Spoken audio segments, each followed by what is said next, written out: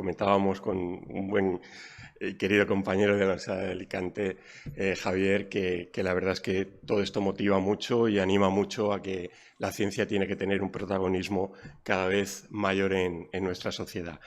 Con ese agradecimiento pasamos a la presentación, tenemos los minutos bien cuantificados y vamos a ir lo más rápido posible.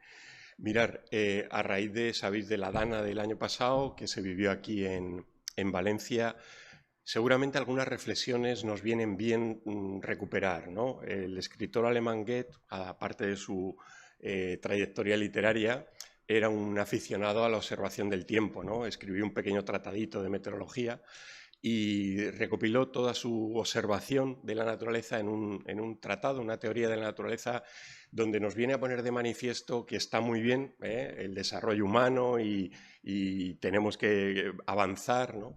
Pero a veces sobrepasamos los límites de esta naturaleza que de cuando en cuando nos recuerda hasta dónde deberíamos haber llegado, ¿no? Mirar, el cambio climático, proceso en el que estamos, nos obliga a 4 grandes cambios, modificaciones en lo que llamaríamos planificaciones básicas de una sociedad democrática. La planificación del territorio, por un lado, tenemos que empezar a adaptar, lo vamos a ver ahora, los territorios al cambio climático. La planificación del agua, que en España pues hemos tenido una tradición histórica, ¿no?, de planificar siempre pensando que el recurso era indefinido, que nunca nos iba a faltar agua. Ahora ya notamos que las lluvias son más irregulares y que a veces se ponen en cuestión los sistemas de abastecimiento, ¿no? En tercer lugar, la planificación económica en su conjunto, ¿no?, con 2 actividades que aquí en la Comunidad Valenciana tienen un gran protagonismo, como son la agricultura, por su impronta paisajístico-territorial, y el turismo por su impronta económica, ¿no? Y, por último, la planificación de lo que llamamos las emergencias, ¿no? No solo a raíz de la Dana de Valencia, que ha sido un golpetazo, ¿no?, de realidad de lo que seguramente habíamos hecho mal y teníamos que revisar, pero tenemos que acoplar toda la gestión de la emergencia a la nueva realidad, especialmente climática, que estamos viviendo, ¿no? Modificar pautas, modificar calendarios.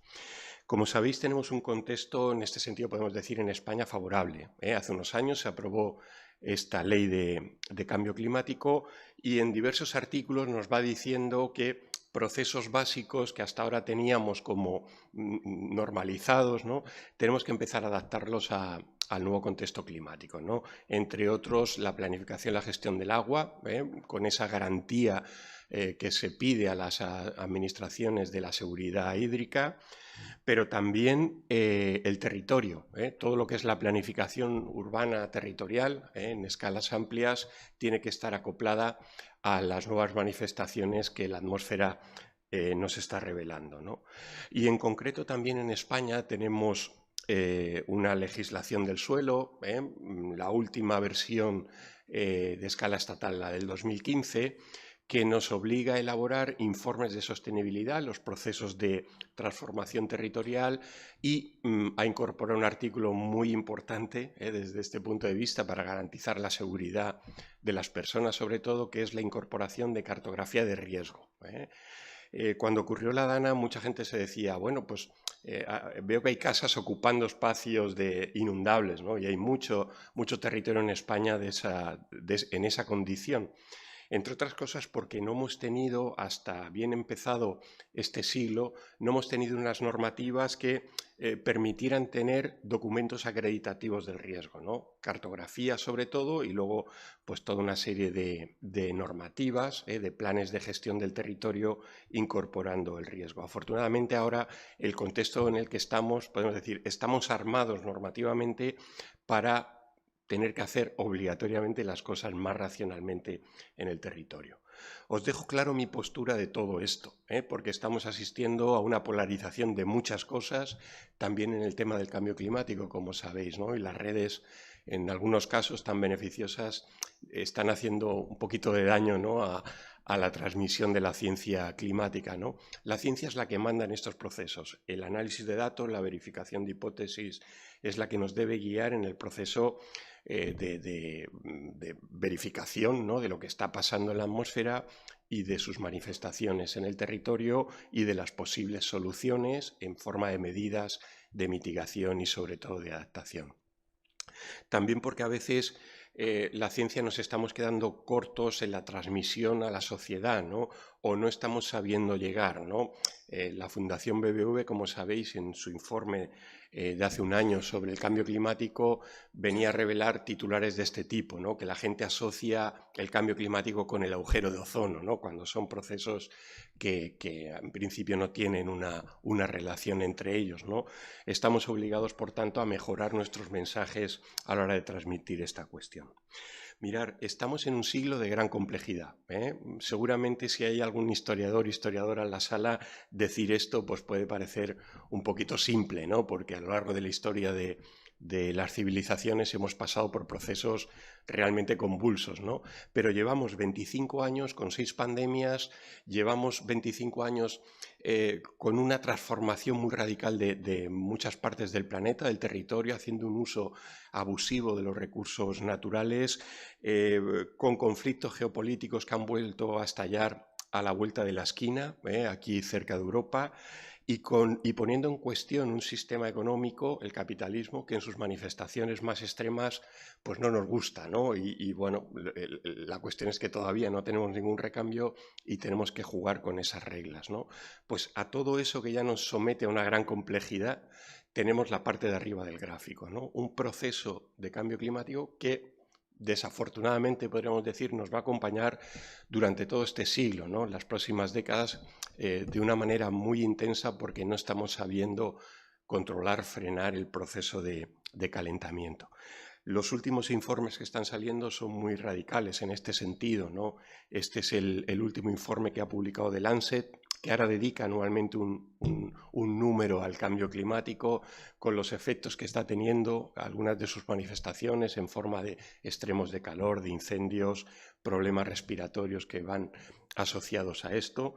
El último informe de Copernicus también sobre el estado del clima en el 2024, que nos alerta sobre ese proceso rápido de crecimiento de temperaturas y el impacto que está teniendo sobre la salud humana, ¿no? Una de las cosas que ahora más está preocupando, aparte de la emergencia y de los eventos extremos que de por sí ya son importantes, ¿no?, es el tema del calor, ¿no? Está muriendo mucha gente en los veranos de los 2 hemisferios por el efecto del calor continuado. Os resumo en 5 ideas el proceso en el que estamos, ¿no? En mi opinión, el proceso está desbocado, el de calentamiento climático. El mar está resultando un elemento clave. Lo importante es la manifestación que se presenta de todo esto en lo que llamamos los tiempos diarios, porque eso es lo que afecta al funcionamiento de las sociedades. Hay cuestiones que la ciencia todavía desconoce de este proceso de calentamiento, ¿no?, de esta alteración del balance de energía de nuestro planeta, y luego que para la planificación territorial, con todo lo que implica, porque cuando planificamos el territorio planificamos todos los usos, planificamos ciudades, planificamos también la vida de las sociedades sobre el territorio, necesitamos modelización de corto y medio plazo. Nos hemos dado cuenta que hablar del 2100 está muy bien, es el horizonte que podemos tener como tramo final, ¿no?, de nuestra investigación, pero para la planificación necesitamos modelización climática que nos diga qué va a pasar en un territorio en el 2000, en la década de los 30 o en la década de los 40. Y esto ya lo estamos pudiendo trabajar. Mirad, el proceso está desbocado. Aquel 1,5 grados, 2 grados que el Acuerdo de París, el informe de la Organización Meteorológica Mundial nos señalaba para final de siglo, como veis, 2 instituciones como la Universidad de Berkeley o el programa Copernicus nos adelantan el 1,5 grados, en un caso a la década de los 30, en Copernicus al año 29, es decir, lo tenemos a la vuelta de la esquina, los 2 grados en la década de los 50, ¿no? Es decir, que todo lo que era la proyección, ¿no?, que se estaba haciendo también de corte económico, territorial, pensando en los 2 grados de subida en el 2100, tenemos que ir ajustándola porque el proceso va más rápido de lo que pensábamos. Ahí está la clave, Cada vez hay más porción de CO2 en la atmósfera terrestre. Una parte ya significativa de esa porción es el CO2 originado por la quema de combustibles fósiles, que es la parte que va increciendo, ¿no? La parte natural, digamos, que mantiene una estabilidad en su permanencia sobre la atmósfera terrestre, pero ahora la que nos preocupa es la otra parte, porque es la que va incorporando CO2 como gas traza, en definitiva, gases de efecto invernadero a la atmósfera terrestre. Y la clave la tenéis ahí. Los tres colores principales es petróleo, carbón y gas natural, ¿no? Seguimos en nuestro planeta haciendo uso de los combustibles fósiles de forma mayoritaria. El 70% de toda la demanda de energía se está cubriendo con los combustibles fósiles y, como veis, en una tendencia creciente, ¿no? A pesar de que teníamos en el 98 un protocolo de Kioto, que en el 2013-14 firmamos el Acuerdo de París, ¿no? Es verdad que Europa, la línea verde, está haciendo esfuerzos, ¿no?, en el cambio de la política energética, la transición energética, de reducir esas emisiones, pero en el conjunto del planeta, como estamos viendo, los 4 grandes emisores siguen emitiendo cada vez más, ¿no? Y aquí está la clave perdón, de lo que está pasando, ¿no?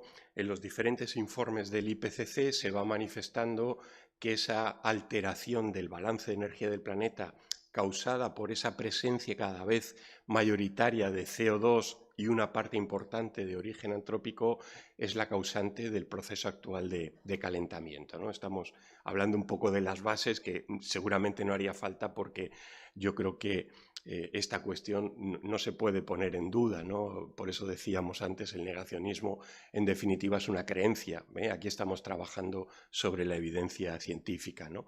En los diferentes informes últimos del IPCC, quinto, sexto, ahora ha empezado a elaborarse el séptimo, pero están saliendo informes de estado, ¿no?, anualmente, de cómo está la situación.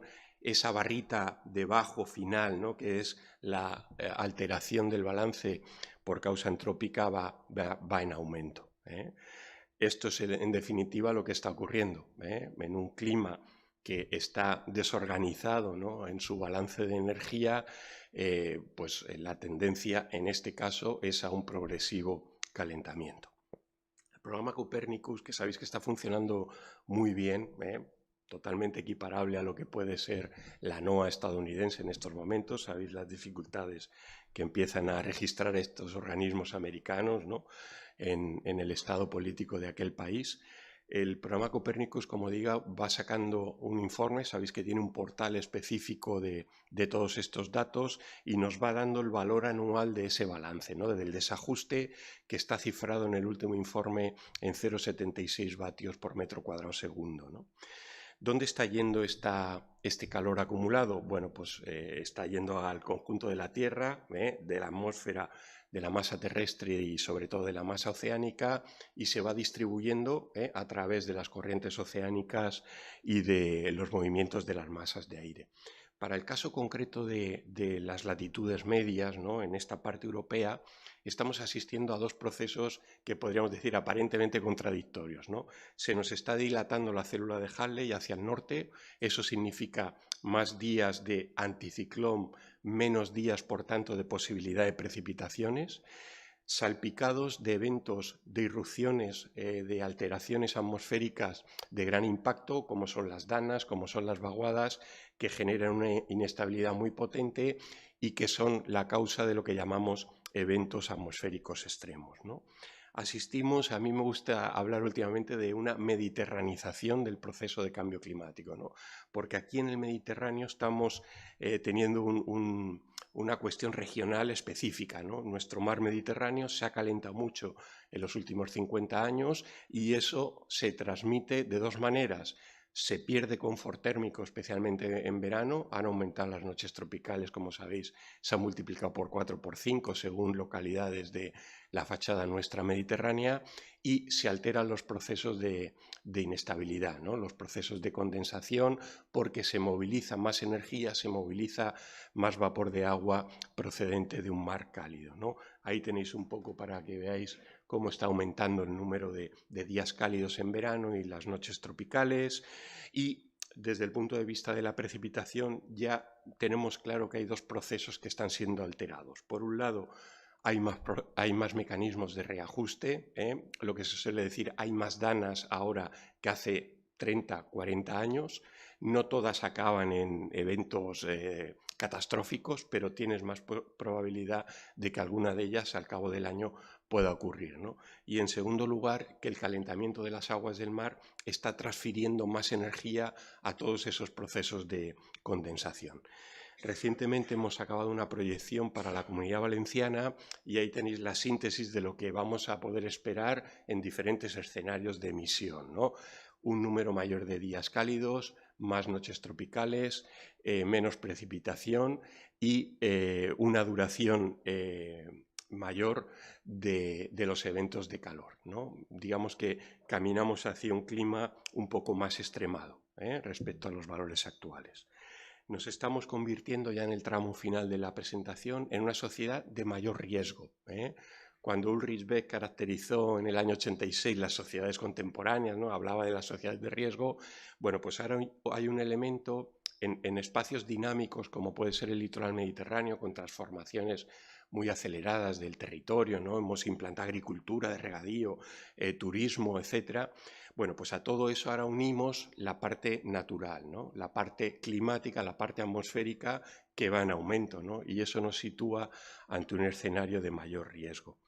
¿Por qué? Porque somos un espacio altamente expuesto a peligrosidad natural, somos un espacio altamente ocupado y con implantación de actividades económicas de valor económico, por tanto, con alta vulnerabilidad y exposición, y somos un espacio dinámico, de los pocos, por así decirlo, en el conjunto del 500.000 de kilómetros cuadrados de nuestro país, que sigue teniendo tasas positivas de crecimiento de población, no por dinámica propia natural, sino por llegada de gente de Europa y de otras partes del mundo, ¿no?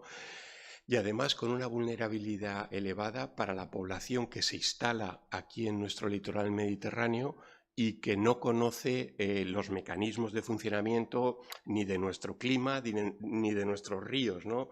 Me refiero, por ejemplo, en los episodios de inundación a la gente que ha venido a vivir aquí, extranjera, por así decirlo, y que no sabe cómo funciona un cauce como pudo ser el año pasado el Pollo, como son los ríos, como fue el Segura en el año 19 en la Vega Baja. Por tanto, estamos con un alto grado de exposición, de posible pérdida económica cuando acontece un evento extremo. Y a eso unimos la llamada vulnerabilidad institucional. Cuando los mecanismos de la administración no responden como debieran en las fases de planificación territorial, actualizando sus modelos territoriales, sus escenarios de planificación a la nueva realidad, por un lado demográfica, pero sobre todo ahora climática. Por tanto, ¿qué nos espera en este escenario, ¿no? ¿O qué podemos esperar de la planificación del territorio? Pues ahí tenéis una serie de bases que debemos cumplir a partir de ahora con esas normativas que veíamos al principio. La planificación debe estar basada en la sostenibilidad, debe incorporar modelización climática, debe ser realista. Siempre a veces vemos modelos muy bonitos de proyecciones, de planes, tal, pero que eso no se justifica con la realidad territorial. Y hay un aspecto fundamental que desde la ciencia debemos impulsar: el contacto con la ciudadanía. La gente sabe lo que se tiene que hacer en su territorio, no tiene ideas.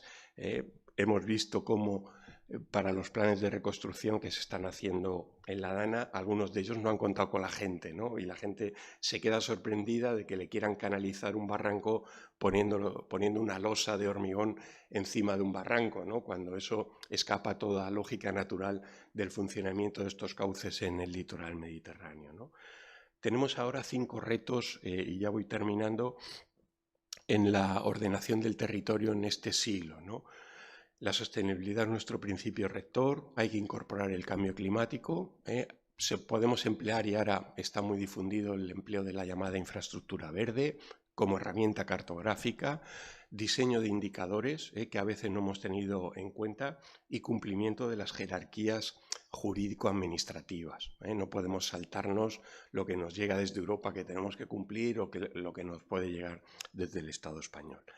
Para terminar, ¿cómo hacemos esto? Pues lo vamos incorporando con dos herramientas, la cartografía, y en esto pues, la disciplina geográfica, en general las disciplinas ambientales han mejorado mucho, ¿no?, en el tratamiento de la información territorial mediante la cartografía y ahora también incorporando las proyecciones climáticas.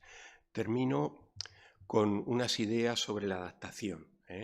Mirar, hasta ahora hemos pensado que la adaptación era pues aquel mecanismo que nos permitía reducir el impacto del cambio climático manteniendo el nivel de desarrollo económico, sobre todo socioeconómico, de un territorio. No poníamos en cuestión ese tema, ¿no? Yo creo que a partir de ahora, en este contexto de cambio climático, la adaptación tiene que empezar a jugar otra liga, y ya estoy terminando. No podemos entenderlo solo como una defensa de lo que hay, sino como una convivencia entre las actividades del ser humano y el funcionamiento de la naturaleza, ¿no? Por tanto, esto nos obliga a repensar también esos métodos, esas maneras de hacer en el territorio dentro de la planificación. Termino volviendo a hacer un llamamiento a la ciencia. La ciencia tiene que intervenir en el territorio. Muchas de las cuestiones que hemos visto en estos últimos años y estos últimos meses, lo que nos ponía o nos venía a poner de manifiesto era la poca participación que hasta ahora la sociedad ha tenido para la ciencia en aspectos fundamentales, ¿no?, como es una ordenación sensata, racional del territorio, evitando ocupar espacios que no debemos y planteando soluciones, porque yo creo que desde la ciencia se tienen para poder mejorar el estado de cosas existentes. Muchas gracias.